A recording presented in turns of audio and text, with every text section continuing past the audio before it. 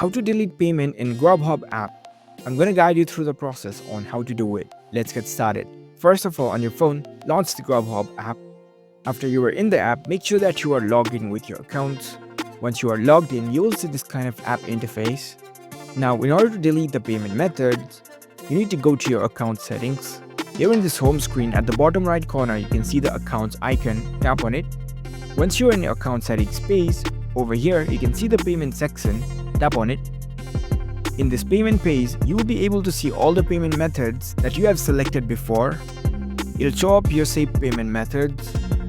So if you want to delete any payment methods over here, you can simply tap and hold on the payment method that you want to delete. And the delete option will appear in the right hand side. You can simply tap on delete and the payment method will be deleted from your accounts. That's it.